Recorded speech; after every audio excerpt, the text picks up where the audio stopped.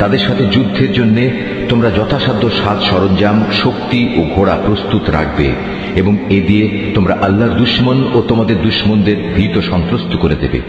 এছাড়াও কিছু লোক আছে যাদের পরিচয় তোমরা জানো না, শুধু আল্লাহ তাআলাই তাদের চেনেন। আল্লাহ তাআলার পথে তোমরা যা কিছুই ব্যয় করবে তার পুরোপুরি প্রতিদান তোমাদের পরকালে আদায় করে দেয়া হবে এবং তোমাদের উপর বিন্দু মাত্র জুলুম করা হবে না। হে মুহাম্মদ, তারা যদি সন্ধির প্রতি আগ্রহ দেখায় তাহলে তুমিও সন্ধির দিকে ঝুঁকে যাবে এবং সর্বদা আল্লাহর উপরই ভরসা করবে। অবশ্যই আল্লাহ তাআলা সব কিছু শোনেন, সব কিছু দেখেন।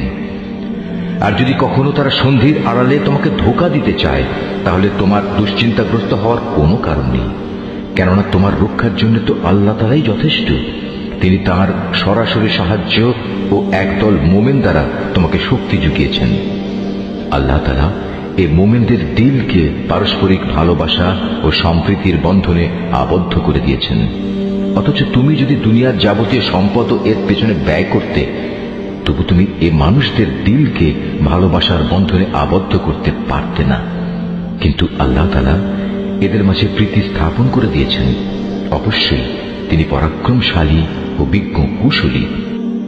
হে নবী, তোমার জন্য এবং তোমার অনুবর্তনকারী মোমেনদের জন্য তো আল্লাহ তাআলাই যথেষ্ট। হে নবী, তুমি মোমেনদের যুদ্ধের জন্য উদ্বুদ্ধ করো। মনে রেখো, তোমাদের মধ্যে 20 জন লোকও যদি ধৈর্যশীল হতে পারে তাহলে তারা 200 লোকের উপর বিজয়ী হবে। আবার তোমাদের মাঝে এমন লোকের সংখ্যা যদি 100 হয় তাহলে তারা 1000 লোকের উপর জয়লাভ করবে।